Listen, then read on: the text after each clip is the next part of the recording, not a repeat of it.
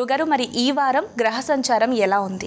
సూర్యోదయ లగ్నం, సూర్య స్వక్షేత్ర స్థానమైనటువంటి సింహలగ్నం.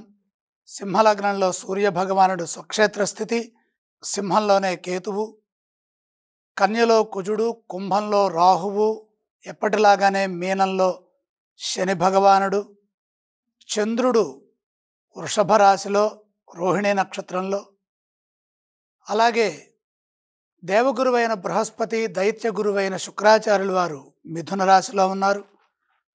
కర్కాటకంలో బుధుడు. ఇవి సంచార గ్రహ గమనాలు.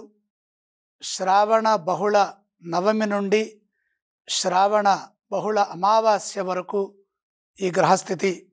18వ తారీఖు శ్రావణ సోమవారం పూజ, అలాగే రాత్రి 9:29 చంద్రుడు ఉత్తర క్రాంతి 28.6 డిగ్రీలలో ఉత్తరంలో ఉంటారు. దీన్ని ఉత్తర క్రాంతి అంటాము.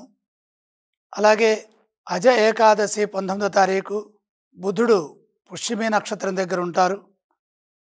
అలాగే బుధుడు యొక్క ఎలాంగేషన్ కూడా 18.6 పశ్చిమంలో ఉంటుంది.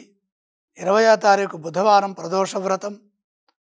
శుక్రాచార్యుల వారు కర్కాటక రాశి ప్రవేశం చేస్తున్నారు. అదే రోజు చంద్రగురుల సమాగమం ఉన్నది. 20వ తారీఖు బుధవారం. అలాగే చంద్రశుక్రుల యొక్క సమాగమం కూడా ఉన్నది. 21వ తారీఖు చంద్రుడు పుష్యమి నక్షత్రం దగ్గర ఉంటారు. 23 శనివారము పోలాల అమావాస్య.